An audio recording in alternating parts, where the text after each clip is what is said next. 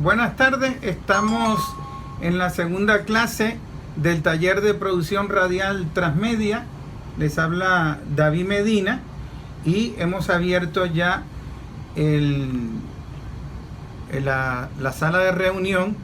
Los alumnos que me tienen por WhatsApp, que me tienen en el grupo, me pueden enviar ya algunos mensajitos para sintonía. Los que me estén escuchando en la radio también me pueden enviar algunos mensajes para reportar sintonía, y los que no lo pueden hacer a través del chat aquí en el Zoom. Estamos dándole continuidad al primer taller de la Universidad Internacional de la Comunicación que realizamos en la primera clase el jueves pasado. Hoy tendremos la segunda clase y todavía está por definir la fecha para la tercera clase con el trabajo asignado, que como ustedes saben es el micro que tenemos que hacer con el tema de la postulación al Premio Nobel de la Paz de los médicos cubanos.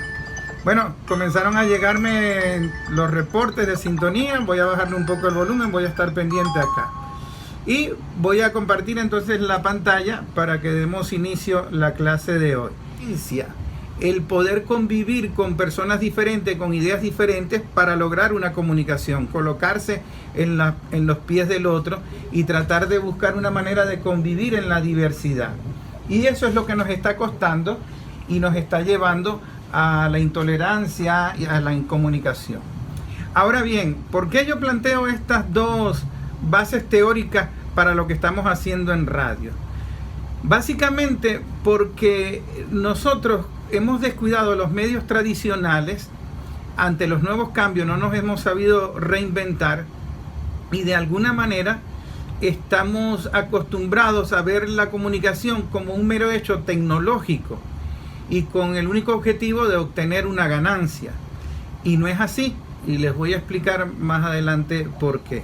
Eso lo hablamos en la clase pasada. Luego hablamos de las características que tenía que tener un productor radial y más o menos las etapas o las fases en el diseño conceptual de una emisora de radio. Voy rápido porque eso lo vimos en la clase pasada. Y entonces vamos a iniciar la clase de hoy en este punto. Y yo les coloqué a varios alumnos que contacté, les coloqué un ejercicio. El ejercicio era buscar un texto de un autor de los que se consideraron el boom de la narrativa latinoamericana, para que me grabaran un audio, un fragmento muy pequeño de 1 minuto, un audio de ese texto. Y les recomendé a García Márquez, a Juan Rulfo, a Miguel Otero Silva, a Alejo Carpentier, a Cortázar.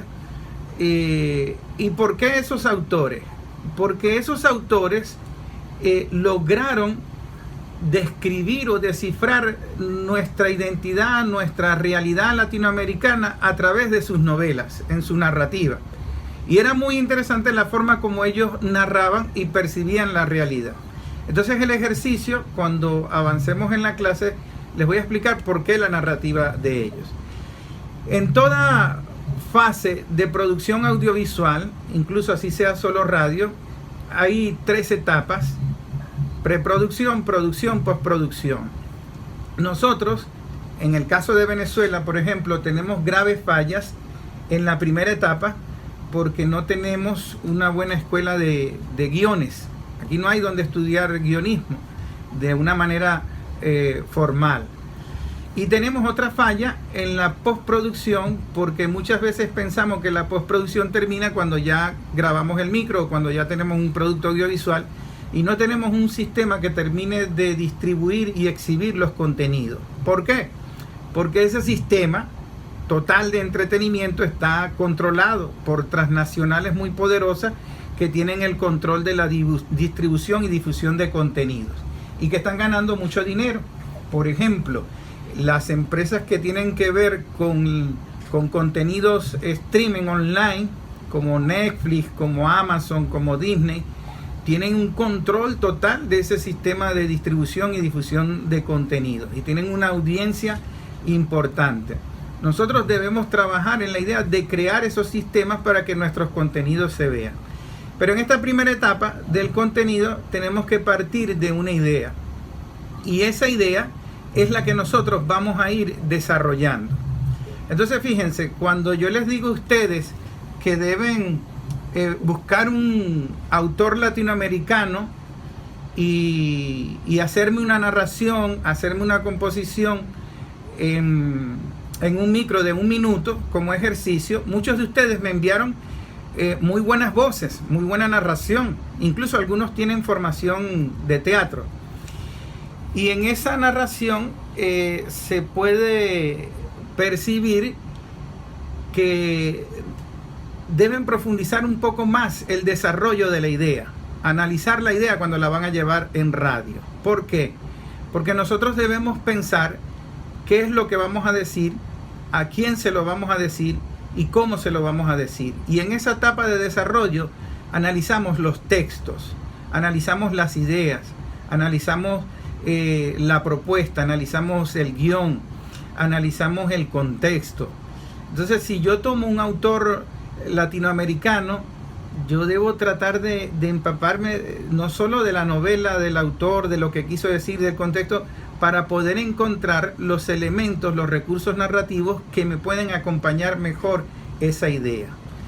Y les voy a poner un ejemplo. La clase pasada yo le hablé de 4 recursos narrativos de la radio: la voz, la música, el silencio y el sonido. Y con esos 4 recursos narrativos nosotros podíamos hacer arte, podíamos reescribir en audio 100 años de soledad, podríamos hacer documentales que fuesen educativos pero también fuesen entretenidos, podíamos recrear etapas de la historia con la combinación de esos recursos narrativos: voz, música, silencio y sonido. En la voz yo los felicito porque la mayoría de las voces que me enviaron fueron voces muy interesantes, muy cálidas, y no estaban tratando de fingir una voz falsa o una voz encajonada. Pero en la voz tenemos que tener en cuenta algunos elementos, algunos factores, y el primero de ellos es la respiración. Nosotros debemos saber respirar para hablar en radio, y es como la técnica respiratoria del cantante, del músico, es decir, la técnica respiratoria a través del diafragma. Como ustedes ven, el diafragma, ese músculo que está debajo de los pulmones, es una técnica respiratoria que nos permite mayor capacidad de oxígeno en los pulmones cuando respiramos y movemos el diafragma hacia abajo. En la figura ustedes ven el diafragma hacia arriba, pero nosotros debemos respirar haciendo presión abdominal, dejando los hombros bien relajados hacia abajo, para que el movimiento del diafragma sea al revés de lo que está en la figura. En vez de un arco hacia arriba, sea un arco hacia abajo. Y entonces los pulmones tienen mayor capacidad de oxígeno.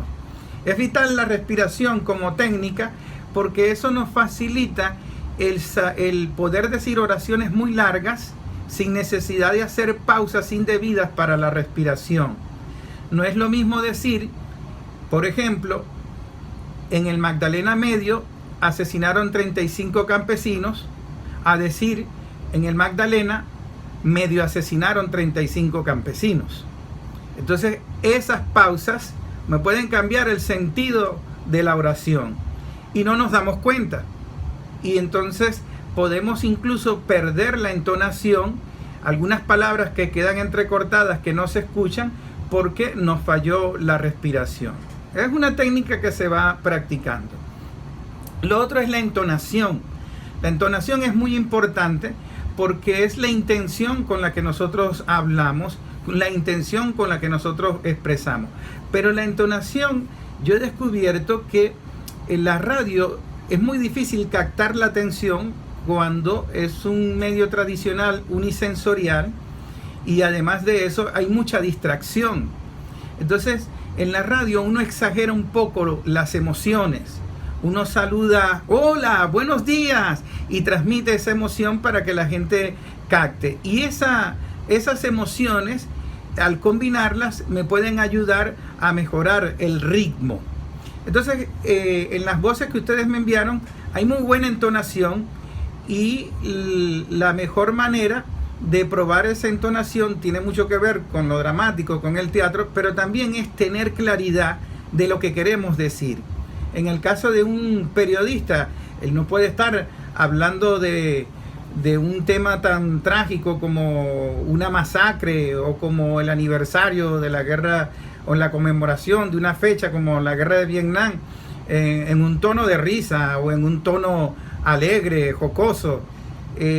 Nosotros no podemos narrar un cuento de Juan Rulfo en El Llano en Llamas si no tiene toda esa carga dramática de la pobreza mexicana y del problema de la tierra y del latifundio. Entonces nosotros debemos comprender lo que queremos decir y cómo lo queremos decir, cómo queremos entonar. Obviamente la dicción, que es importante para que se entienda bien, el ritmo. En la radio vamos a hacer un ejercicio porque es muy importante el tema del ritmo. A veces no nos damos cuenta que estamos leyendo muy bien, una lectura muy buena, pero no le damos diferentes emociones, diferentes entonaciones que nos ayuden a cambiar el ritmo. Y nosotros debemos jugar con el ritmo. Unas veces hablo muy rápido para que se entiendan algunas cosas de manera muy expedita, y otras veces hago mucho más lento para hacer énfasis en algunas palabras. Y cuando yo digo que lo más importante en radio y en audiovisual en general, en imagen también, es saber lograr ritmo, tener en cuenta de que el ritmo es vital para que la comunicación de nosotros pueda ser asimilada en corto tiempo y pueda ser atendida. No se trata de que sea corto o largo. Yo puedo hacer un micro radial de 1 minuto y puede ser muy aburrido. Y puedo hacer un micro radial de 5 o 10 minutos y puede ser muy dinámico. Todo depende del ritmo. Y empatía, hay un libro que yo les recomendé de producción radial de Mario Kaplun, que es uno de los textos más completos que yo he visto en radio, porque él se ha dedicado a la tarea de investigar mucho en radio. Nosotros debemos esforzarnos por la empatía. Cuando yo hablo de empatía, es que tenemos que mejorar el escuchar a la gente, el saber cómo habla la gente, el saber de qué habla la gente, para que cuando nosotros hagamos nuestros contenidos audiovisuales o radiales, ellos puedan identificarse con lo que nosotros le estamos diciendo. Y en América Latina cometemos mucho el error de no escuchar a la gente, y entonces creemos que eso, por el solo hecho de decirle algo, ellos lo van a entender. En cuanto a la música, la mayoría de ustedes acompañó sus textos, sus narraciones, con una música de fondo. Yo sé que hay que aprender un poco de edición de audio, pero la música no es acompañar un texto con algo que más o menos se parezca o le dé una emoción. La música es un lenguaje también de emociones. Transmite emociones, transmite sensaciones. Y la música tiene 3 características básicas, que son melodía, armonía y ritmo. Volvemos con el tema del ritmo. Tenemos que saber encontrar ritmo en la voz, pero también ritmo en la música. Entonces, fíjense ustedes, la música se puede medir, se puede leer en tiempos, en claves. Aquí tengo un ejemplo de cómo podemos identificar las notas musicales de acuerdo al pentagrama y de acuerdo al tiempo.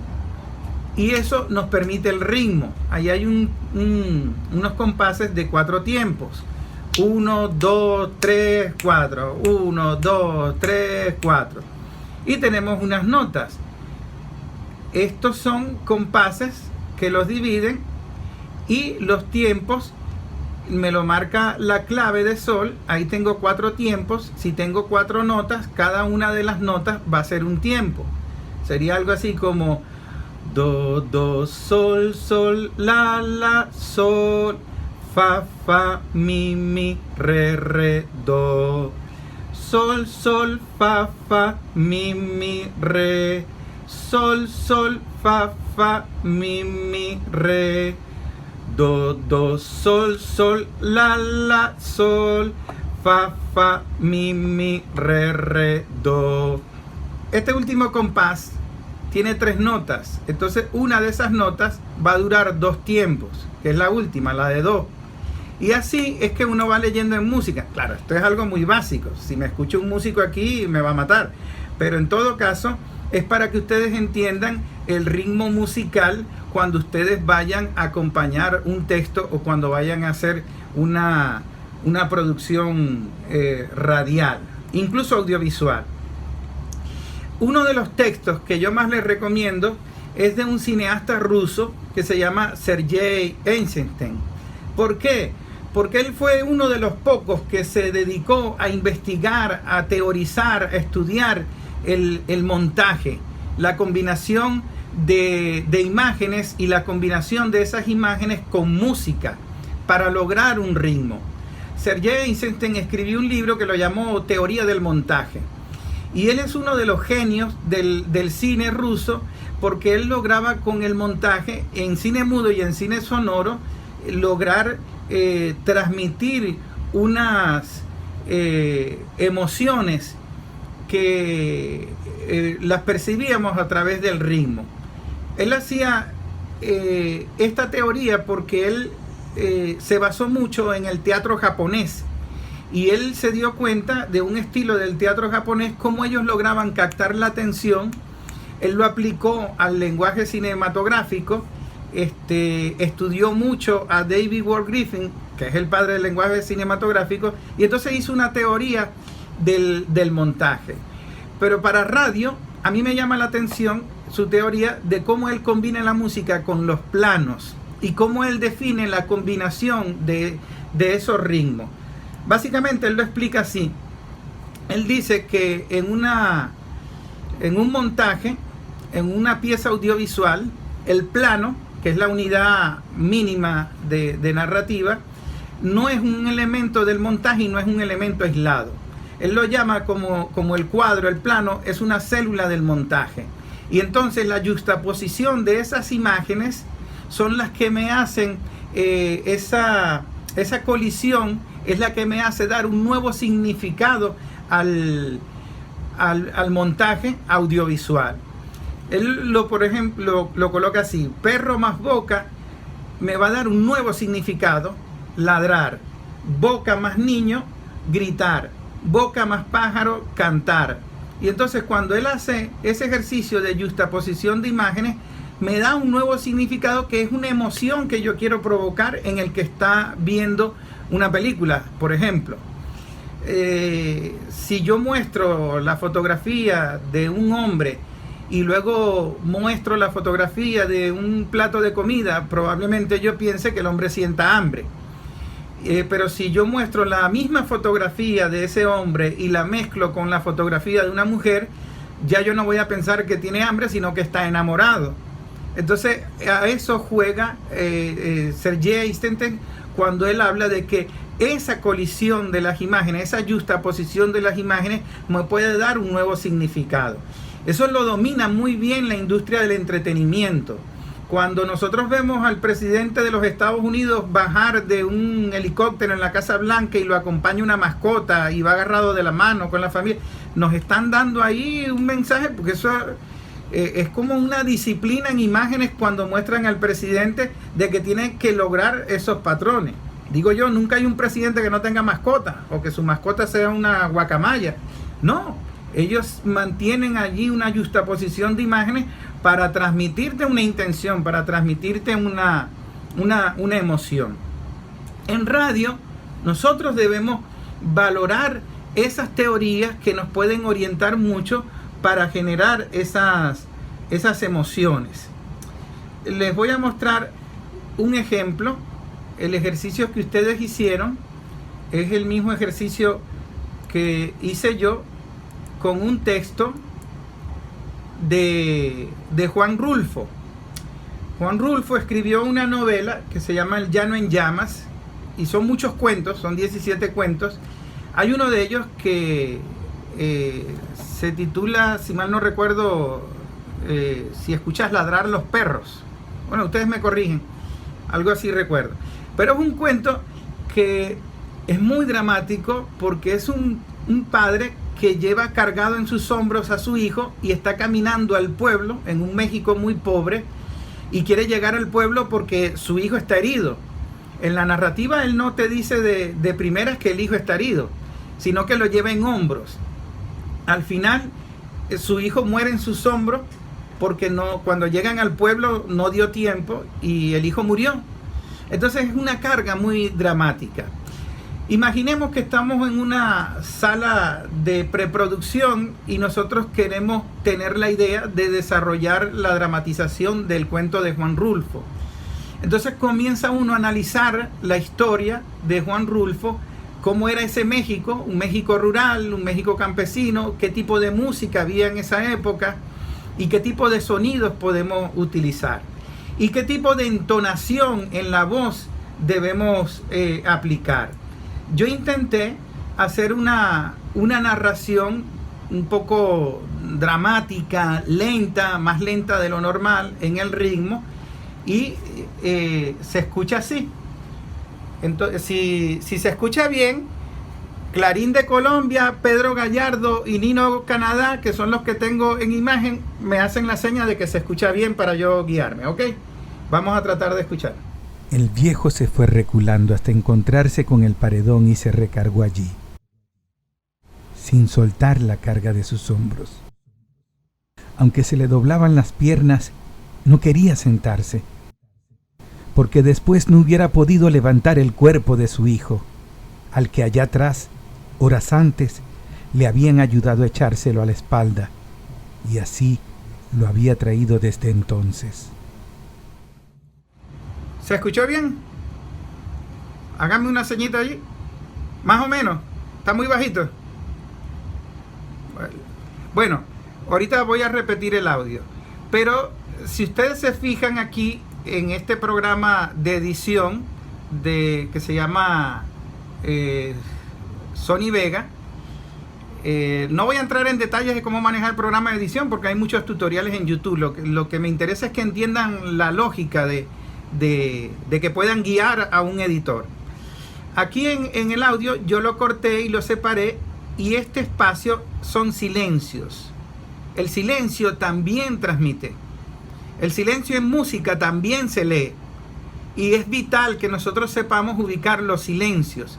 Por eso yo les decía que los recursos narrativos en radio son la voz, la música, el silencio y el sonido. Entonces, esta narración de Juan Rulfo, un poco dramática, yo le busqué una música. Y entonces busqué guitarra mexicana, un poco lenta, para que acompañara la intención, la entonación que yo le di a ese cuento tan triste de un padre que lleva cargado a su hijo y va caminando al pueblo porque ni siquiera tenía un caballo para llevarlo al pueblo y se le está muriendo.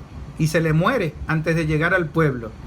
Cuando ya escuchan los perros ladrando de que llegaron al pueblo, allí muere el hijo en sus hombros. La música suena así.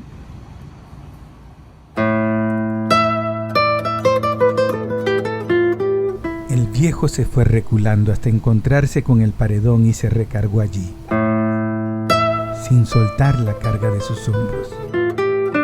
Aunque se le doblaban las piernas, no quería sentarse, porque después no hubiera podido levantar el cuerpo de su hijo, al que allá atrás, horas antes, le habían ayudado a echárselo a la espalda, y así lo había traído desde entonces.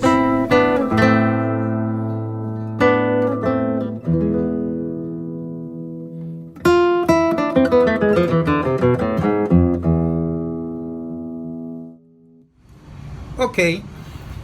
Si ustedes se dan cuenta, la voz en combinación con la música me funciona, como dice Sergei Eisenstein en teoría del montaje, como los planos. Lo que describe la voz son los planos que yo me voy imaginando, que yo estoy viendo en la medida que él me va narrando. y la música me recarga la emoción con la que yo estoy hablando de un hombre que está desesperado por llegar al pueblo con el hijo herido sobre sus hombros, con una pobreza tan grande que no tiene un caballo, no tiene una mula, y está intentando hablarle al hijo, si escucha a los perros, porque el escuchar los perros es que ya llegó al pueblo. Bueno, la música trata de dar esa emoción. Y luego yo le agrego algunos efectos de sonido. Esos efectos de sonido, voz, música, silencio, sonido, me dan como unos toques en el inconsciente del cerebro para que yo termine de desarrollar mi imagen mientras estoy escuchando esa combinación. Vamos a escuchar dos efectos, unos pasos y unos efectos de sonido que conseguí en YouTube de sonidos de la noche, y se escucha así.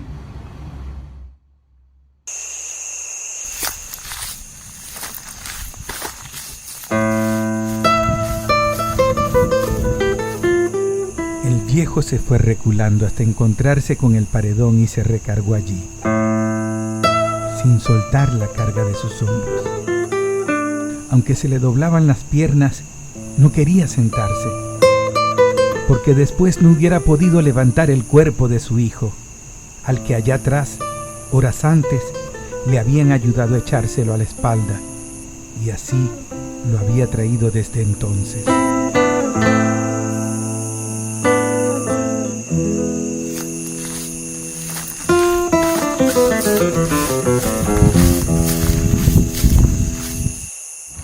Ok, esa combinación voz, música, silencio, sonido son como los planos de una película, y es la manera creativa como la que nosotros debemos desarrollar, porque es arte, es una manera de contar historias, y tenemos que aprender a contar historias, tenemos que saber contar historias.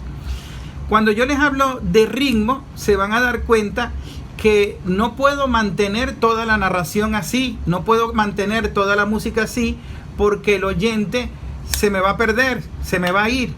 Tengo que buscar la manera de jugar con el ritmo para que el oyente no se me pierda, para decirle, hey, estoy aquí, pila, mira lo que te estoy contando. Y una de las cosas que ayuda es el ritmo, cambiar los ritmos. Entonces, cuando termine esa escena o esa narración, ustedes se van a dar cuenta cómo yo cambio a propósito el ritmo de la música. Y al cambiar el ritmo de la música, me está dando la sensación como, háganse la idea de que ese cambio musical me está dando como un punto y aparte en un texto, en gramática. O me está dando una separación. Está bien, me contó esto, ahora me va a contar otra cosa. Y el inconsciente lo capta así. Y entonces él va yendo de una emoción a otra. Es lo que Sergei Eisenstein decía en la teoría del montaje, combinar esos elementos para darte un nuevo significado. Vamos a escuchar nuevamente, pero lo voy a dejar un rato más para que ustedes vean cómo cambia la música, y al cambiar la música es como que me está cambiando de escena y me va a llevar a otra parte de la narración.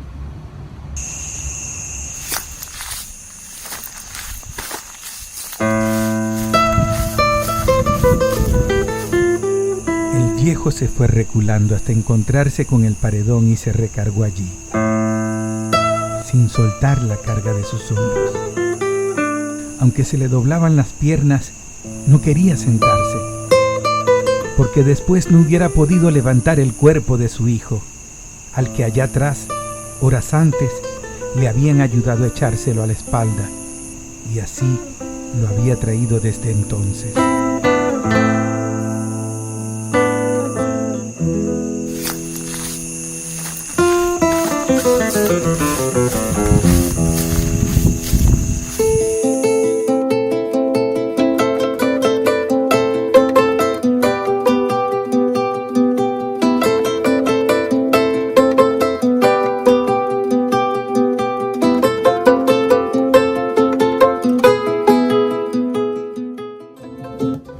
Ok, ¿se entendió lo que quise transmitir?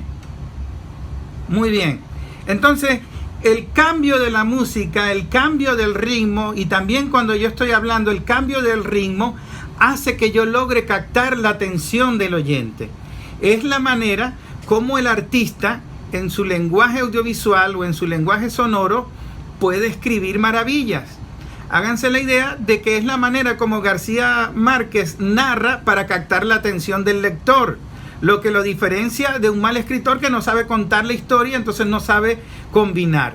Es lo que nosotros debemos desarrollar, aprender en el oído, que la música no es un fondo musical eterno allí acompañando la voz, que la música tiene ritmo, que la música tiene momentos, tiene emociones, y la combinación de esas emociones con las emociones que transmitimos con la voz es lo que nos dan un lenguaje sonoro que es arte. Podemos hacer arte, podemos recrear a Juan Rulfo. El mismo ejercicio lo hice con la misma narración, el mismo texto, pero le cambié la música.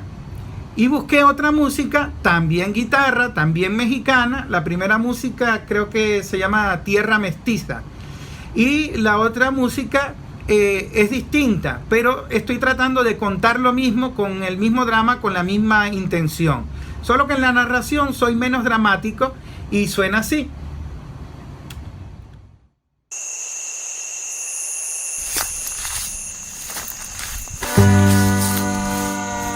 El viejo se fue reculando hasta encontrarse con el paredón y se recargó allí sin soltar la carga de sus hombros.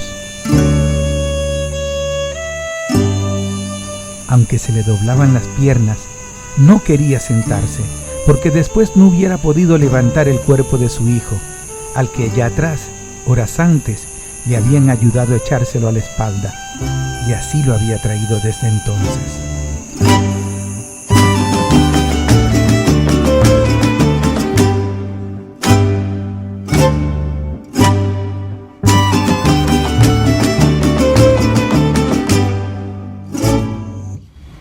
Fíjense como allí también hay un cambio de ritmo de la música y me transmite otras emociones. Pero ya esta narración no es tan dramática como la anterior. La anterior, la intención es hacerte llorar. En esta es un poco como narrar más rápido y de pronto te cuenta la historia de otra manera. Entonces, cuando nosotros combinamos la voz con la música, con el silencio, con el sonido, allí es donde nosotros logramos captar la atención de la gente. Ahí es donde nosotros hacemos que si él va en el carro y hay un semáforo en rojo o se tiene que bajar porque ya llegó al lugar, de pronto él dice, ya va, vamos a esperar un ratico para seguir escuchando. Esa es de alguna manera la forma en cómo nosotros podemos ir captando la atención, y al captar la atención escuchen nuestro mensaje, nuestro contenido. En este caso yo estoy hablando de entretenimiento, de drama, pero podemos hacer lo mismo con lo educativo. Cuando Mario Kaplun, en su libro de producción de radio, en su introducción, él dice que la radio tiene un poder educativo enorme, tiene un poder para la prensa enorme. Pero nosotros, por no conocer estos recursos narrativos, por no explotar estos recursos narrativos, tendemos a hablar en la radio como si estuviésemos en una conferencia, como si todo el mundo tuviese el tiempo para, desde la racionalidad, desde el consciente, van a absorber nuestro contenido. Y no es así. ¿Por qué? Porque el contenido del capitalismo no va de manera racional. El contenido del capitalismo no va, mira, tú tienes que ser egoísta para ser triunfador en la vida y primero tú, después tú. No, ellos te van narrando de una forma, transmitiendo unas emociones y te están transmitiendo las bases ideológicas con pura diversión. Si tú escuchas el reggaetón y su música y su letra, tiene toda una carga negativa de consumo, de carros, de sexo. Entonces, primero te destruyen el transporte público en tu país, en tu ciudad. Te destruyen cualquier tipo de inversión pública en un transporte.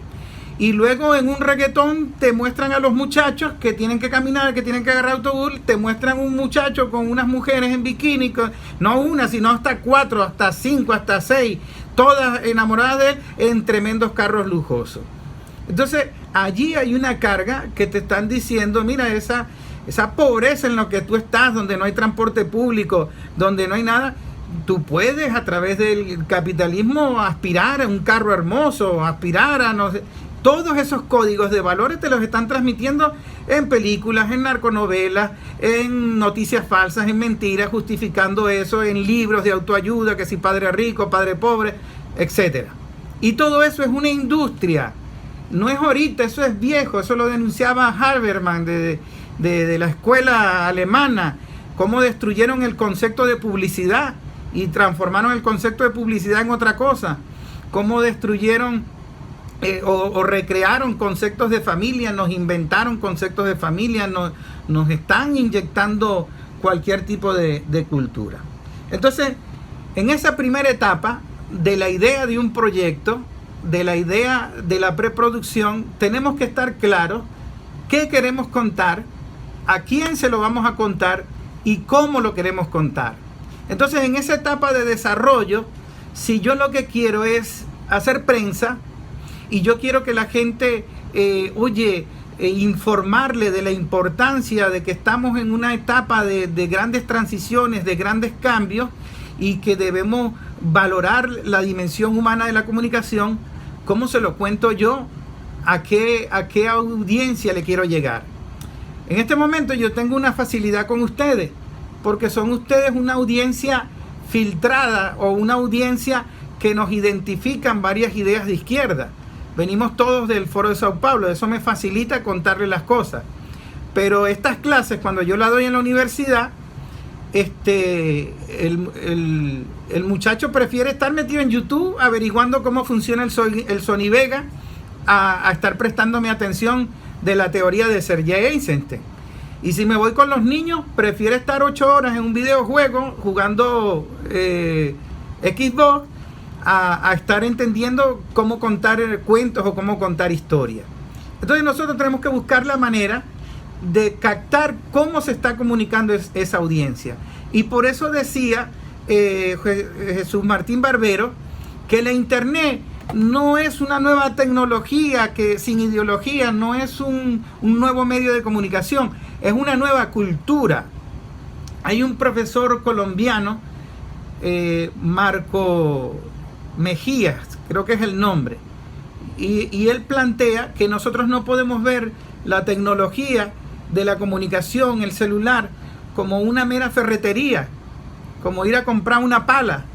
Nosotros tenemos que entender todo el fenómeno social, cultural que hay alrededor de esa tecnología, para poder entender los nuevos códigos, los nuevos lenguajes, los nuevos significados, los nuevos conceptos y las nuevas mediaciones entre ellos. Si nosotros no aplicamos eso en prensa, estamos fritos, estamos muertos. Por eso que el periodista no encuentra trabajo. Por eso que el periodista pasa 5 años estudiando en un modelo de sistema de educación superior que fracasó en todos lados, y entonces él sale a una realidad que él no conoce, porque él no está estudiando en función de una realidad.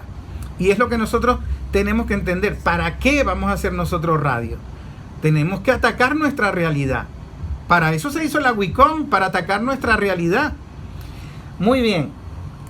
Cuando nosotros ya tenemos clara la idea, que nosotros decimos, ok, la cosa va por acá, podemos tener un gran abanico de formatos. Estos formatos pueden ser la radiorevista, la radionovela, la crónica, el reportaje, el documental, la entrevista, la dramatización. Cantidad de formatos que se están creando nuevos. Y entonces, adaptar esos formatos a la audiencia a la que yo quiero llegar. Si yo quiero llegar a una audiencia joven, probablemente juegue con la dramatización o juegue con una entrevista, algo que sea rápido, divertido. Eso no quiere decir en desmérito del contenido o de lo humano, de la intención que yo quiera hablar. Pero tengo que conocer los formatos y, digamos, las cualidades o las ventajas de cada formato. ¿Cuál se acerca más a la manera como yo quiero contar la historia? o a la manera como yo siento que puede ser más efectivo contar la historia. Ahora, el sistema capitalista y su sistema de comunicación han creado nuevos formatos. Yo les doy unos formatos muy comunes. Por ejemplo, hay un programa en televisión que es un formato muy sencillo, un programa muy corto de dos hermanos que trabajan con la compra y venta de casas y la decoración y remodelación de esa casa. El formato se llama Hermanos a la Obra. Este es un formato muy sencillo. Hay una familia que necesita una casa, un hermano en bienes raíces le busca la casa y el otro hermano se la remodela. Y parece un programa muy sencillo, pero el programa tiene allí un manejo de emociones, de códigos de valores, y ustedes se dan cuenta que en la estructura del programa siempre hay un conflicto. Siempre hay un conflicto. Y con ese conflicto se van a comerciales. Uno de los conflictos es, bueno, tenemos que reparar en tantas semanas. ¡Wow! Pero se rompió la tubería, no contábamos con eso, no me alcanza el presupuesto. ¿Y ahora qué vamos a hacer? ¡Pum! Se van a comerciales y la gente se queda enganchada ahí a ver cómo resolvieron ese problema. Y el otro gancho es que se quedan allí para ver cómo quedó decorar la casa. A ver si yo puedo decorar la casa como la decoran ellos. A ver si yo puedo arreglar la casa y empieza uno a buscar la pintura, el electrodoméstico. Ese formato funciona para niños, para mujeres, para jóvenes. Y te están vendiendo allí el que tú compres tu casa, compres electrodoméstico, compres esto, decores aquello. Y es consumo. Consumo, te están vendiendo consumo. Tienen otro formato que es el vestido de novia. Y también te ponen el conflicto para que te vayas a comercial y te quedes ahí a ver cómo se resolvió. En el vestido de novia es más ridículo, porque entonces en el vestido de novia siempre hay un familiar pajugo que no le gustó el vestido y genera un conflicto en la familia a ver si se compra o no el bendito vestido de la novia. Y tú te quedas allí para ver eso. Entonces te meten una emoción estúpida allí porque la emoción te atrapa en el inconsciente y te queda enganchado allí. Imagínense en esos formatos tan simples cómo logran captar a la gente, enganchar a la gente, todo lo que hacen con una narconovela. Yo le decía a los alumnos la narconovela de Pablo Escobar. Oye, yo prefiero que investigues y conozcas la historia del fiscal Lara Bonilla, que fue el que sacó a Pablo Escobar del Congreso, a que conozca la historia de Pablo Escobar. Porque es que Pablo Escobar es el psicópata y Lara Bonilla es el que tiene que ser el protagonista. Pero no, en la narrativa colombiana el protagonista y la emocionalidad es Pablo Escobar. Y entonces nos venden cultura a un muchacho probablemente sin padre, un muchacho probablemente en un transporte público caótico, le están vendiendo que él puede ser padre rico, padre pobre a través de esa cultura del narcotráfico de Pablo Escobar. Entonces tú vas a la muchachera en México y te dicen que es un estilo de vida y que no hay problema. Si él puede disfrutar de las mieles del consumo y del carrito y de las mujeres, aunque sea 2 días, y si mañana lo matan, no importa. Porque así de efímero es todo, así de superficial es todo. Son formatos que venden contenidos, formatos que venden valores. Entonces, si nosotros hacemos nuestros formatos, nuestros contenidos, tenemos que conocer esa cultura comunicacional y tenemos que conocer esos mecanismos de narrativo para poder llegar. Hay un autor argentino, no es que lo recomiende mucho, porque no es que piense mucho, pero escribió un libro que tiene 4 ideas muy interesantes. Pablo Mancini trabaja para medios privados en Argentina. Y el muchacho dio en la clave en un libro que se llama Hackear el periodismo. Y él está analizando cómo ha cambiado el periodismo, porque están preocupados de que el modelo de negocio del periodismo ya no es tan rentable y han tenido que seguir despidiendo periodistas. Entonces él plantea 4 grandes cambios.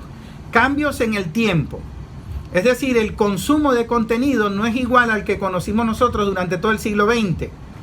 Aquí en Venezuela, hace varios años, 20, 30 años, la gente esperaba el noticiero del mediodía para enterarse qué había pasado. La gente se paraba en la mañana y salía a comprar el periódico para saber qué había sucedido el día anterior. Y entonces el tiempo estaba muy definido en una disciplina de consumo de medios tradicionales en momentos determinados del día.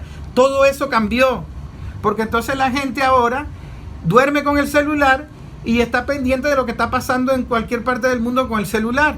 Y entonces nadie va a salir en la mañana a comprar un periódico cuando ya se enteró de todo el día anterior en tiempo real a través de un teléfono. Les pongo un ejemplo. Haciendo periodismo, yo asistí al robo de una panadería y llevé mi celular, grabé, tomé mis entrevistas. Cuando regresé a la casa a montar la nota, a montar la edición, ya todo el mundo sabía lo que había pasado, porque uno de los que estuvo en la cola del atraco por WhatsApp mandó una nota de voz contando todo, y probablemente lo contó mejor que yo. El tipo mandó una nota de voz diciendo: vecino, usted no me va a creer lo que pasó.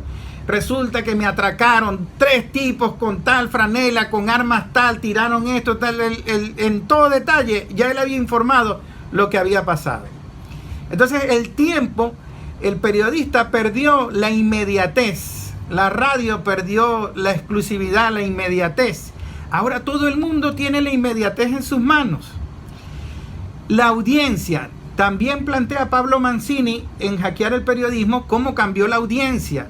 Entonces la audiencia se atomizó, se fue para todos lados. Ya no se quedó con la televisión, no se quedó con la radio, sino que se quedó con varias pantallas, convive con varias pantallas, 3, 4, 5 pantallas. En este momento ustedes me están viendo por aquí, probablemente por otro lado, queda grabado, lo comparten, qué sé yo. Y entonces convivimos como con 6, 5 pantallas, y por todas esas pantallas nos llegan contenidos. Entonces esa audiencia, es muy difícil que nosotros logremos captar la atención de esa audiencia con un solo medio tradicional. Es prácticamente imposible. Y el sistema, la industria del entretenimiento lo sabe muy bien. Y se inventaron unas cosas, como la narrativa transmedia. Se la inventaron, no, la perfeccionaron, porque eso ya existía. Lo otro que habla él es la organización. Como el modelo de negocio se les vino abajo, se les estancó, se les empantanó, están despidiendo gente, y como también tienen una crisis educativa, que el modelo escolar les fracasó, el modelo del sistema de educación superior que capacitaba al funcionario que iba a sostener el modelo capitalista, también se les estancó, también está en crisis, tampoco lo pueden resolver. Entonces se están inventando nuevas organizaciones, el teletrabajo, que el periodista se vaya a su casa y me trabaje desde su casa, que ya yo no contrato un periodista, yo contrato un chico de 15 años que maneje las redes, y él lo que me hace es copiar contenidos de agencia y me los ubica aquí y los difunde, y ya con eso hago un medio de comunicación. Entonces ese modelo organizativo que está buscando mayor rentabilidad, gente menos capacitada, e incluso hasta robó o aplicaciones que hagan el trabajo de los profesionales. Eso sucede hasta en la guerra. Hasta en la guerra cambiaron la guerra y las organizaciones, porque ya ellos no quieren gerenciar militares, ellos prefieren gerenciar mercenarios porque sale más barato. Y porque si el mercenario comete una atrocidad, bueno, yo no tengo nada que ver con eso. Él puede hacer lo que le da la gana porque es un mercenario. Y entonces todo está cambiando desde el punto de vista organizativo. Pero en los medios de comunicación también. Ya no quieren contratar fotógrafos, ya no quieren contratar periodistas, ya no quieren contratar editores. Ahora un muchacho de 15 años me puede dirigir una página digital de un periódico, y eso va perdiendo calidad. Y lo otro que él añade en esta nuevo escenario del periodismo es el valor agregado. Como tienes más competencia, tienes más contenidos, tú tienes que darle un valor agregado al contenido para que la gente te preste atención.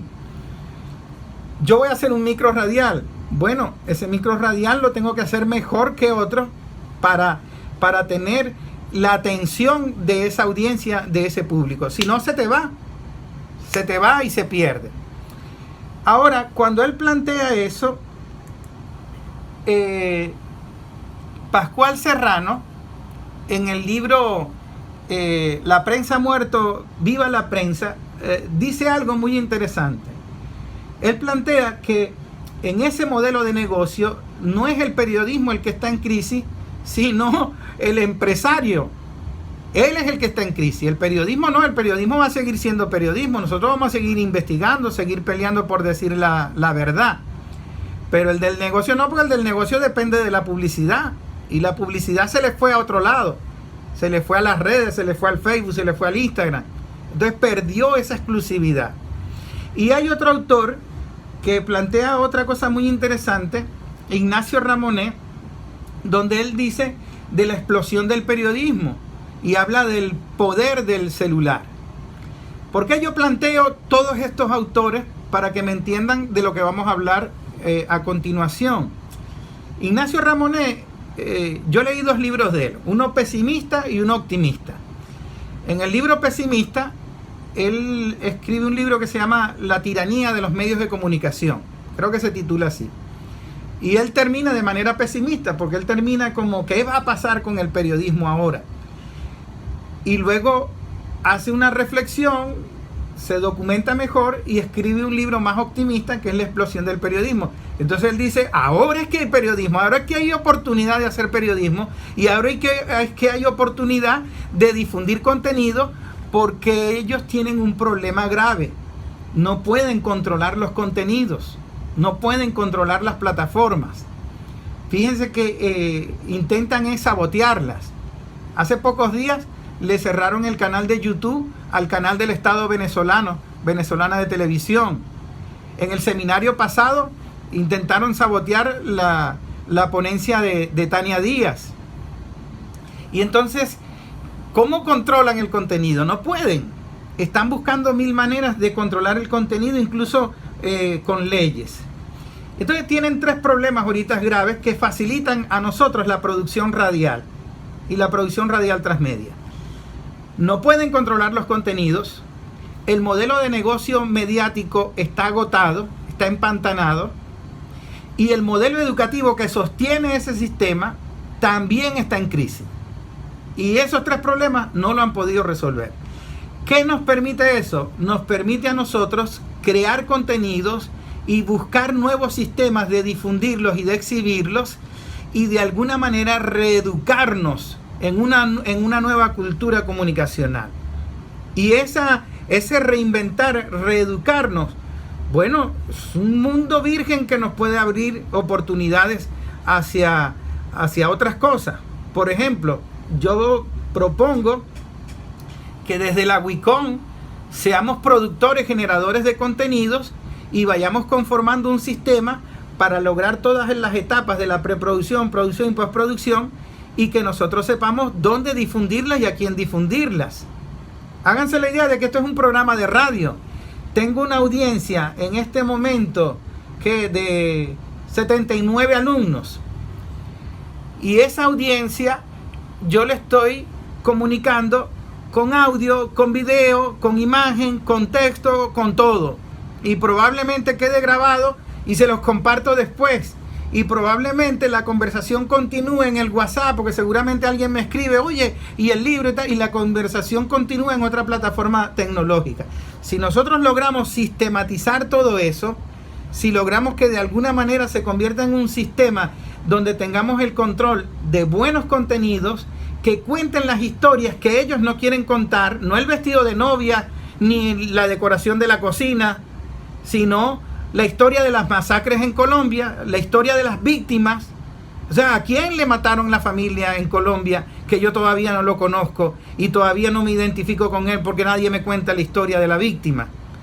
¿Por qué me siguen contando la víctima de Uribe o de Mancuso si hay infinidad de mujeres que perdieron toda la familia? ¿O por qué no me cuentan la historia de cómo nosotros no hemos resuelto el problema de la tierra?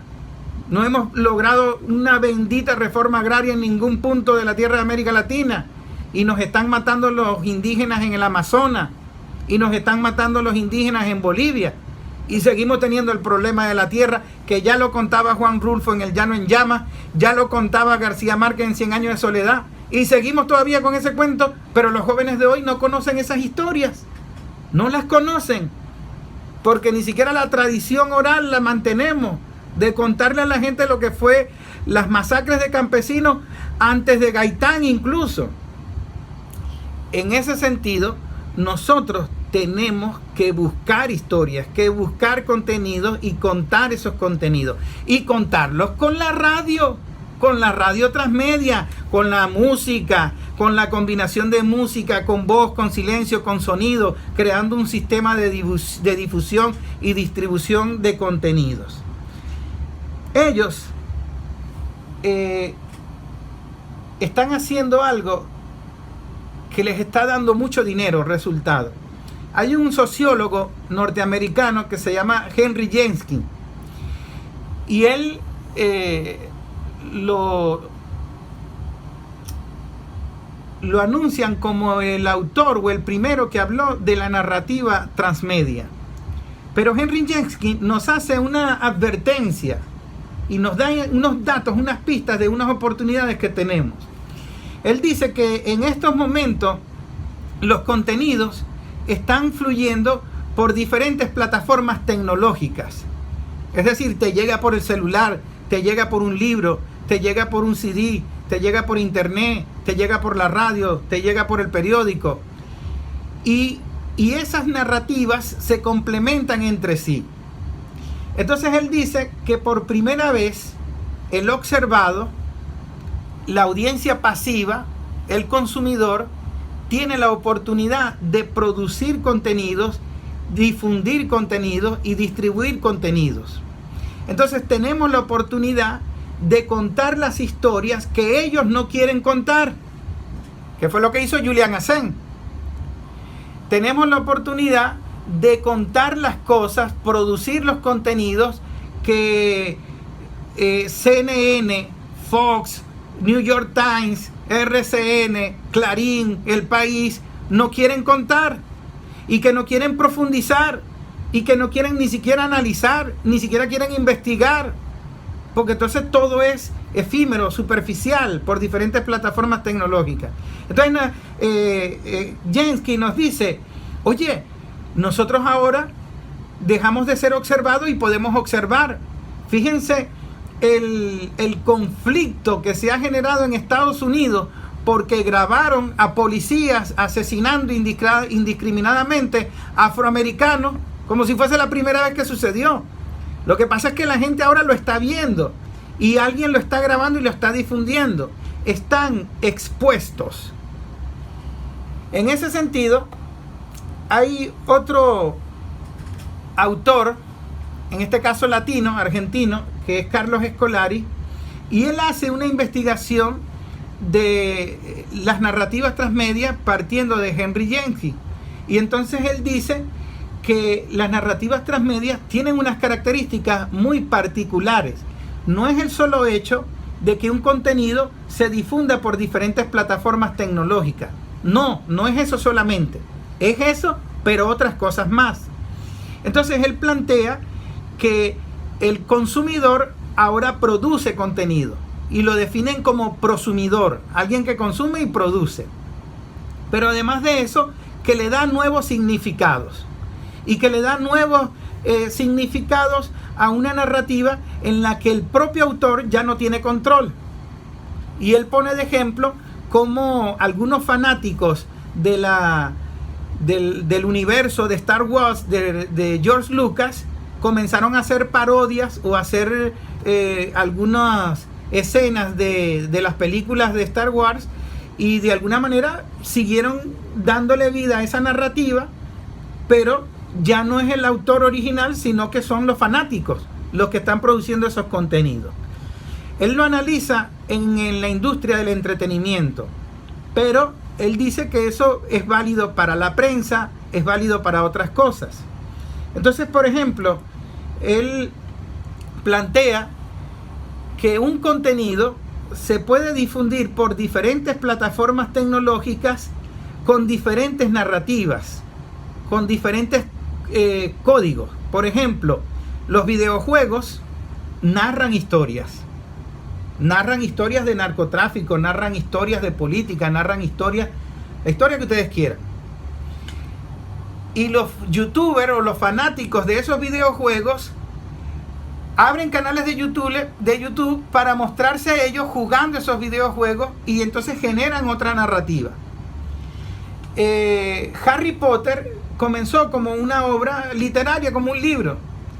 Luego hicieron una adaptación de una película. Hasta ahora no es narrativa transmedia. Pero resulta que habían unos fanáticos de Harry Potter que les gustaba tanto que empezaron a agarrar el personaje y a inventarse otras historias y a subirlas en YouTube, pero con un Harry Potter diferente al que diseñó la autora. Ellos inventaban su Harry Potter, pues. Y entonces la autora no le gustaba porque, oye, Harry Potter no es así. Y la industria le dijo, quédate quieta, si ellos quieren inventarse un Harry Potter, que se lo inventen, porque te están promoviendo la marca.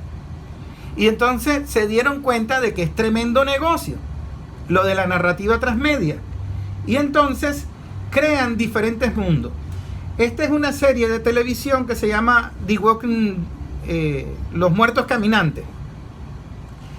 Una serie estupidísima de unos tipos que tienen que matar y masacrar y masacrar y masacrar para sobrevivir, porque es imposible que lleguen a un acuerdo de solidaridad, una constituyente o algo así. No, se tienen que matar todos entre todos. Y entonces están matando unos zombies, pues. Pero la serie comenzó como un cómics. Luego de cómics pasó a televisión. De televisión pasó a videojuegos. Pasó a la web. Pasó a las aplicaciones. Y pasó a la venta de camisetas. Pasó a gran cantidad de contenidos. Y por todas esas estrategias de nuevas narrativas de un mismo concepto, ganan dinero. Y entonces eso es lo que ellos llaman narrativa transmedia. Cómo lograr en diferentes plataformas tecnológicas contar diferentes aspectos de un mismo universo, de una misma narrativa, de una misma historia. No es la versión, no es como nosotros lo conocimos, de que leímos El Padrino de Mario Puzo y después fuimos a ver la película de Ford Coppola. No, eso es una adaptación, sino que crean nuevos mundos. Entonces agarran un personaje del Padrino y hacen un videojuego, y ese videojuego comienza a narrar otras historias que Mario Puzo nunca imaginó, nunca pensó, pero el universo del Padrino lo siguen ampliando, lo siguen creciendo, le siguen sacando dinero, le siguen sacando jugo. La industria del entretenimiento hace eso y crean sus nuevos formatos. Es más, con las Guerras de las Galaxias, es una película viejísima. ¿Y por qué creen ustedes que las nuevas generaciones siguen consumiendo las Guerras de las Galaxias? Porque les están dando nuevas historias, nuevas series en otras plataformas tecnológicas, con otros universos, pero sigue siendo el mismo contenido, el mismo producto. Y sigue siendo el mismo dueño, ganando dinero por todos lados. A eso es lo que ellos llaman narrativa transmedia. Henry Jenkins plantea que nosotros podemos buscar esos contenidos que no quieren contar y contarlos de manera distinta, diferentes aspectos en diferentes plataformas tecnológicas. De allí que cada uno de ustedes puede contar un contenido a través de un libro, a través de un videojuego, a través de un micro radial, a través de un audiovisual, pero todo eso dentro de un sistema combinado, que vayamos todos con la misma intención, puede funcionar para entrar en esa nueva cultura comunicacional donde se están dando nuevas mediaciones. Ok, en ese planteamiento yo les decía en la clase pasada de que uno de los nuevos formatos en la política, en la narrativa transmedia, nos las vendieron con Obama. Este diseño de Obama en su primera campaña no lo hizo el equipo de campaña de Obama, lo hizo un fanático, o sea, lo hizo un seguidor de Obama, y lo hizo gratis, y lo hizo porque creyó en Obama, pensó que era Martin Luther King, y entonces hizo un diseño que gustó tanto que Obama se apropió de ese diseño y lo utilizó en la campaña. Y el muchacho lo hizo de buena fe, porque creía en eso. Y Obama fue el primero, que era un completo desconocido, en utilizar el Facebook. Y entonces en el Facebook comenzó a difundir el video que de sus discursos, lo convirtieron en una canción. Y entonces allí él usaba la narrativa transmedia de llegar a los jóvenes por el Facebook, por YouTube, por diferentes plataformas tecnológicas, con su mensaje de Yes We Can, que no tiene ningún contenido, ninguna raíz, pues no pudo nada ni quería poder nada, era lo mismo. Y entonces esa superficialidad nos las vendieron por todos lados Y en menos de un mes, el tipo lo conocían aquí en Pekín y en Marte. Y lo conocía todo el mundo y caía hasta bien. Hasta Chávez se paró y le dio la mano y le regaló un libro. Y todo el mundo creyó que el tipo era buena gente. Y lo primero que hizo fue matar a Gaddafi y bombardear un pocotón de caerle a misiles a medio mundo. Y además nos declaró a nosotros como amenaza. Y fue el que nos tiró el decreto para que de ahí en adelante vinieran todas esas sanciones. Son historias, contenidos que se inventan para transmitirnos esas emociones. Y nosotros debemos hacer lo mismo en radio. Este es peor. Este se depravó en el formato. Porque el formato lo sacaron de un programa de televisión de reality y lo pusieron de presidente. Ahora, los formatos que nosotros estamos haciendo en Resistencia también han tenido algunos resultados. Aquí en Venezuela hay un formato que es un programa de televisión que se llama Con el Mazo Dando. Si ustedes analizan bien el programa, es un programa que termina como a las 12 de la noche. Es un programa que empieza como a las 8 de la noche y termina en la madrugada. Y el que asiste a ese programa, eso es como un maratón. Y entonces el programa tiene de todo. Tiene música, tiene cartelera, tiene chisme, tiene video, tiene tablazo. Y la decoración es un mazo. Entonces, si ustedes colocan un formato de ese programa de televisión en una universidad, de ese sistema universitario de las escuelas de comunicación, ese programa no pasa la prueba. Porque dicen, eso es un disparate. Y resulta que el formato funcionó. ¿Y por qué funcionó? Tiene un valor agregado, que es el discurso político. Tiene una conexión con la audiencia, que es con el voto duro chavista. Pero además tiene contenido, porque es que el tipo tiene información clasificada. El tipo cuando te suelta ahí, te dice qué es lo que está pasando. Te dice por qué a Guaidó lo rechazaron, por qué se molestó Elio Abram con María Corina. Pues el tipo está dateado, tiene información. Y te da en un formato que se inventaron para llegar a la audiencia. Y funcionó, tiene más audiencia que cualquier periodista de los medios tradicionales. Pero están creando otros formatos. Este es otro formato que se inventaron en la televisión venezolana para hacer análisis político y desmontar las mentiras de los medios de comunicación. Y ya no tiene tanto éxito como antes, pero es un formato que funcionó y le pusieron la hojilla. ¿Por qué la hojilla? Entonces, son formatos que se van gestando en una defensa de gatos patas arriba, en una resistencia, y de alguna manera lograron conectarse con una audiencia. Entonces, cuando ustedes están diseñando esos formatos, pensando en las nuevas maneras de contar, en las nuevas maneras de comunicarse, estos formatos deambulan por WhatsApp, deambulan por YouTube. Entonces yo agarro un fragmento del programa que dura como 4 horas, pero yo agarro 5 minutos del programa y lo comparto en YouTube y lo comparto en WhatsApp y lo subo al Facebook y lo comparto en Instagram. Y entonces la gente comienza a usar eso, a guiarse por allí, los tiros van por acá y se convierte en otra cosa. Ya no es un programa de televisión, ya es una reunión política de un movimiento político. Y entonces va adquiriendo otras dimensiones. Y es lo que nosotros debemos entender. ¿Qué es lo que está sucediendo alrededor de esos contenidos? ¿Cómo podemos lograr que esos contenidos vayan cambiando? En Estados Unidos entendieron que el movimiento comunicacional está en otros lados. Entonces, por ejemplo, este muchacho que ustedes ven aquí es el youtuber que utilizó Trump en su campaña. Y este youtuber fue uno de los que declaró en contra de una empresa del Reino Unido, de Inglaterra, que se llama Cambridge Analytica. ¿Por qué? Porque esa empresa del Reino Unido le compró a Facebook los datos, la data de la información de todas las personas que ellos catalogaron como indecisos del Reino Unido, para que esa empresa de marketing político influenciara en la decisión de las elecciones en el Reino Unido. Y eso es ilegal. Eso es ilegal y aquí en todo el mundo. ¿Por qué? Porque estás utilizando la información privada de la gente para vendérsela a otras personas, para que conociéndote hagan estrategias políticas e incidir en tu voto de manera ilegal. Y este muchacho declaró cómo lo hacían.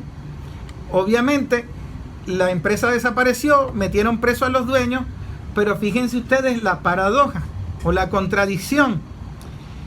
El dueño de Facebook reconoció en el Congreso de los Estados Unidos que él vendió esa información, que él utilizó la información privada de los usuarios sin el permiso de los usuarios. Eso es un delito. Mejor dicho, espió a medio mundo y lo vendió.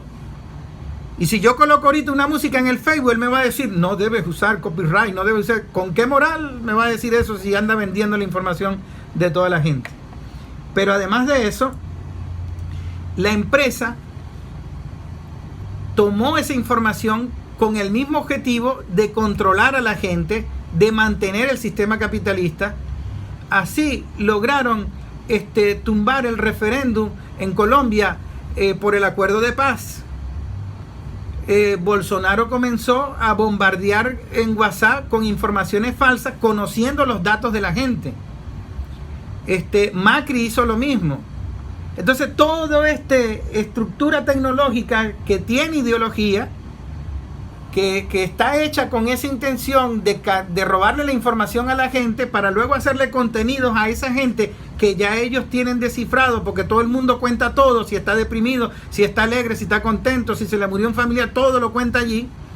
Ellos agarran toda esa información y pueden generar contenido, y por eso sale Netflix. Netflix sabe cuál es el contenido que a ti te gusta y sabe más que tú lo que a ti te gusta, porque te está agarrando información de tu inconsciente, de lo que tú vas dejando, de tu huella digital, y dice, no, es que a lo que le gustan son los documentales de economía. Y entonces te empieza a sugerir, recomendado para ti, el mejor documental de economía. Ve, ¿y cómo sabían ellos que yo sabía eso? Claro, si te están espiando todo el tiempo. Entonces ellos saben cuál es el documental de economía que quieren que tú veas. Y en función de eso, tienen una ganancia enorme, porque crean una audiencia, modifican una audiencia y saben cuál es el contenido que a esa audiencia le gusta. Por eso que el programita del vestidito de novia y la familiar impertinente que no está de acuerdo con el vestido de novia, ellos saben que eso va a calar, porque ellos saben que las mujeres andan en eso. Y saben a qué tipo de mujer le van a llegar, porque saben que la mujer quiere ahora triunfar, quiere emanciparse, quiere trabajar, quiere tener su casita, quiere tener su carrito. Entonces saben que le van a vender todo eso. Lo conocen. Pero hay otras historias que ellos no quieren contar. Y hay otras cosas que ellos no quieren reconocer. Que tienen licencia para mentir, para difamar, para espiar, para injuriar, para monopolizar. Están ganando billones de dólares con la bendita pandemia, porque todo el mundo anda metido en esas redes. Bueno, hasta nosotros pues andamos dando clases en una aplicación que es de ellos. Y entonces están haciendo un negocio, pero la clave sigue siendo el contenido. El contenido sigue siendo la clave. Y por eso cuando tú difundes un contenido que ellos no quieren, te van a perseguir, te van a matar. Y es lo que nosotros tenemos que lograr, que esos contenidos, multiplicar esos contenidos, saber desarrollar esos contenidos, utilizar la radio, que es el medio más económico y que tiene más presencia en América Latina, y convertir la radio en transmedia, que el contenido de la radio se triplique, se multiplique en otras plataformas tecnológicas con otros formatos, pero se complementen entre sí. Y en esa estrategia de generar contenidos, la Wicom es clave, porque tenemos un grupo de personas que nos conocemos por nuestras ideas, y entonces lo que tenemos es que perfeccionar esos conocimientos técnicos para darle un valor agregado a esa dimensión humana de la comunicación. Y lo podemos hacer en el ámbito educativo, lo podemos hacer en el ámbito de prensa, lo podemos hacer de manera entretenida. Y por eso yo les recomendé el libro de Mario Kaplun, porque él plantea desde la parte educativa toda esa generación de contenido. Entonces, yo me propongo con ustedes que trabajemos en conjunto, que trabajemos en equipo, para que todos los que estéis registrados en este taller de producción radial, hagamos los contenidos para contarle al mundo por qué los médicos cubanos merecen el Premio Nobel de la Paz. Cuando yo les dije a ustedes que investigaran las declaraciones oficiales de la Fundación del Nobel, no era buscar opinión de si Obama lo merecía o no, era la preproducción, la investigación para saber los criterios que utilizan ellos para entregar el Premio Nobel de la Paz. Yo todavía no he podido entender por qué le dieron el Premio Nobel de Literatura a un músico, a un cantante. No recuerdo el nombre de él.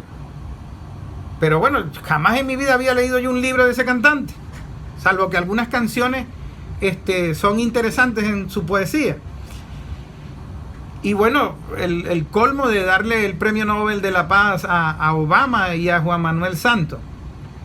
Ahora, esa investigación, cada quien en su país, cada quien en su territorio, en su municipio, puede contar una historia distinta de explicar por qué merecen el Premio Nobel de la Paz. Por ejemplo, una de las alumnas es del 23 de enero. Y el 23 de enero tiene su historia, es una connotación allí bastante interesante. Entonces, ¿cómo el médico cubano entró en el mundo del 23 de enero a curar personas, a tener una vocación, una visión distinta de la salud? Conocí a otra persona de Puerto Rico y ella me dijo, no, yo soy de Puerto Rico, pertenezco con un movimiento político y perdí mi casa en el huracán, en la tragedia esta que sucedió en Puerto Rico. Y lo primero que me vino a mí a la mente, en la imaginación, cuando me dijo que perdió su casa, fue la imagen de Trump tirando papel higiénico a la gente. Y entonces la visión de ella, de un médico cubano, es distinta a la visión de la otra alumna del 23 de enero. Y entonces esas dos visiones distintas se pueden complementar entre sí. Y me pueden dar una cosmovisión general de la importancia de que nosotros veamos el modelo de salud pública cubana como una verdadera alternativa a esta crisis pandémica, pero no solo esta crisis pandémica, sino esa maldición de la modernidad que nos llevó los sistemas de salud público a una cosa tan horrible y tan injusta como el modelo de salud chileno, la AFP creo que se llama. Entonces el chileno también tiene otra cosmovisión de la salud, el colombiano tiene otra cosmovisión de la salud, y entonces podemos desarrollar unos contenidos que se complementen entre sí, pero que me cuenten otras historias que me expliquen por qué merecen el Premio Nobel de la Paz. Y entonces, utilizando de manera creativa esos recursos narrativos de la radio, voz, música, silencio, sonido, pero le puedo agregar música si quiero componer una canción, le puedo agregar un libro si quiero escribir un libro digital en ebook, y le puedo agregar lo que yo considere que puedo contar mejor la historia, pero tengo que investigar. No puedo hablar con consignas vacías.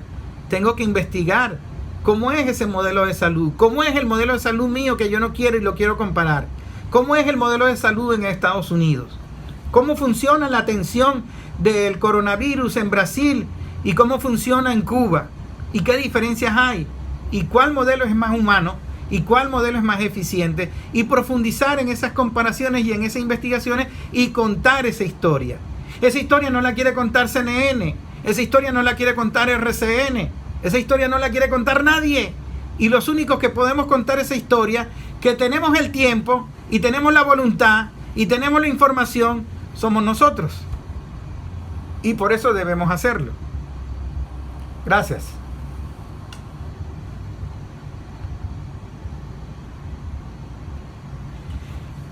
Hasta aquí la clase de hoy.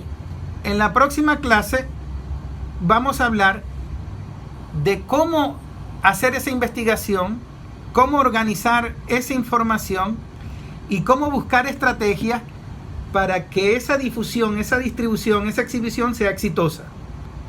O sea, cómo crear el sistema completo, cómo ir a la postproducción, cómo lograr que me vean aquí, me vean allá y cómo lograr esa eficiencia en el contenido. Hay muchos tutoriales en YouTube que les pueden ayudar. Cómo lograr me gustas, cómo vender en Instagram. Eso yo no lo critico. Pero a donde yo voy es a crear un sistema o un contenido con más raíz, con más profundidad, que no pierda vigencia, que no sea efímero. Porque no se trata de tener 1 millón de seguidores, que no te van a seguir a ningún lado. Pues ese 1 millón de seguidores, cuando tú estés en cama en el hospital, no van allí a seguirte a ti y a ver cómo estás. Es efímero, es virtual. Pero el contenido y las ideas sí. Lo que yo llamo las ideas quirúrgicas.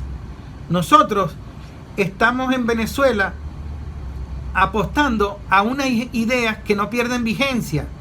La idea de constituyente, de poder constituyente, de participación protagónica amparado en la Constitución, eso es una idea quirúrgica, eso es una idea que no va a pasar de moda en mucho tiempo en Venezuela. Esa es la idea que nos está dando esperanza, a pesar de todo lo que nos han hecho.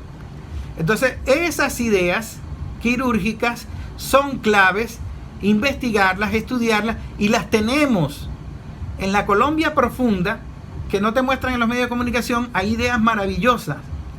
Hay una idea quirúrgica que a mí me encantó, que surgió de Centroamérica. Cuando había una campaña bestial contra Venezuela, de que los venezolanos estaban emigrando, desesperados, huyendo, desmovilizados, resulta que salió una marcha de Salvador, de Honduras y todo eso, una gran marcha, que se iban al muro de Trump, porque iban a pasar a Estados Unidos. Y esa idea que surgió de un periodista, que lo metieron preso incluso, fue una idea quirúrgica que les explotó en la cara. No la podían esconder, porque es que la marcha iba pasando a pie por todo México. Y en México tuvieron que caerle a palo a la gente. Y entonces, ¿quién podía obviar que eso estaba sucediendo? Y tuvieron que contarlo, porque es que era demasiada gente la que les atravesó por todo México. Y además lo decían: me voy para la frontera del muro y no me importa quién me está esperando allá. Hasta Trump se asustó y mandó a los agentes federales a la frontera.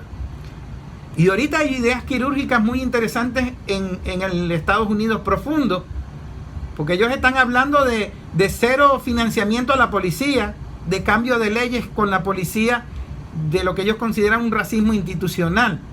Son ideas que nosotros tenemos que contar.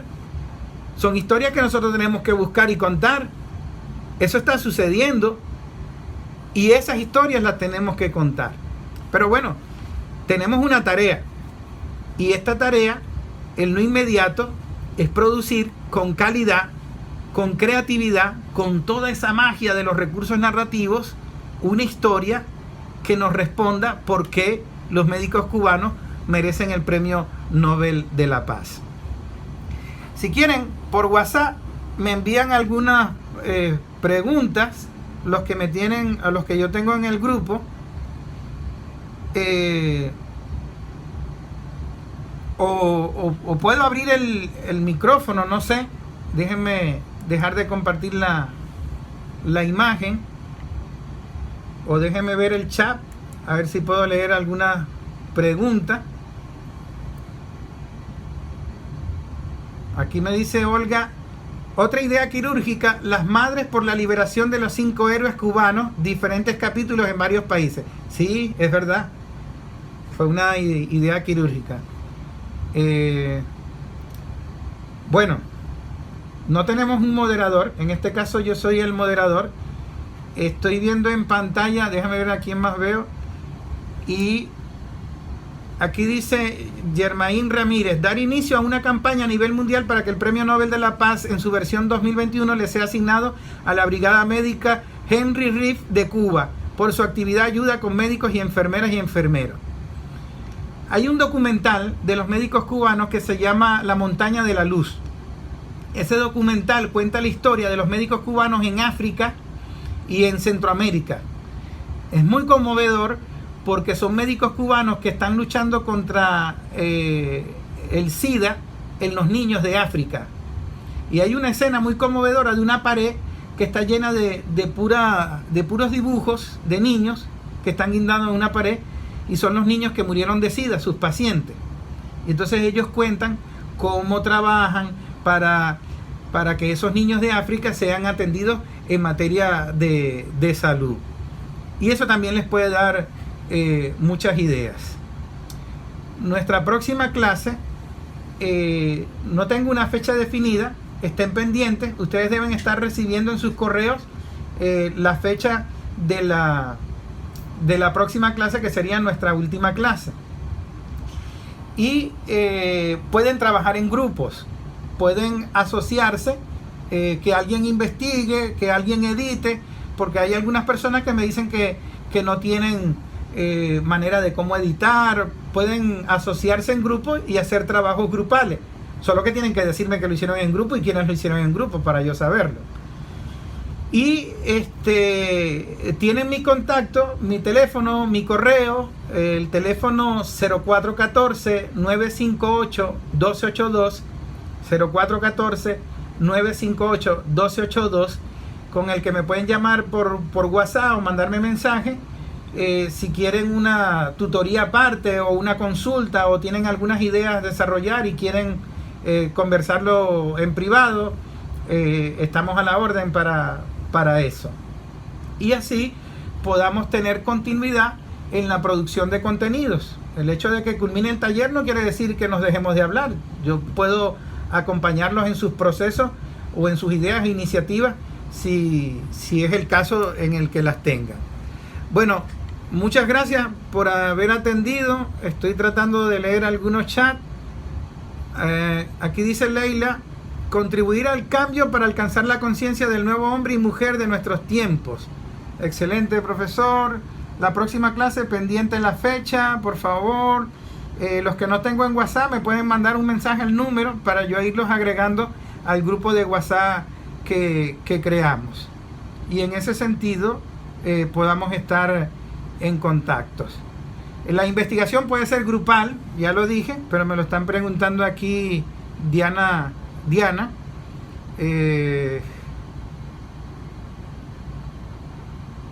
Y bueno, no estoy leyendo más preguntas. Profesor David, si puede por favor repetir su número telefónico para que lo agreguen a sus contactos. Ok, 0414-958-1282. Lo estoy compartiendo en el chat también. 0414-958-1282. Ahí se fue en el chat. 0414-958-1282. Omar Villasmil también lo replicó en el chat. Y el correo, David Javier con J, también lo voy a poner por el chat. David Javier 18 @gmail.com.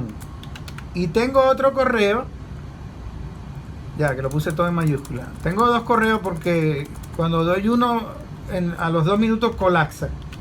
David Javier 18 @gmail.com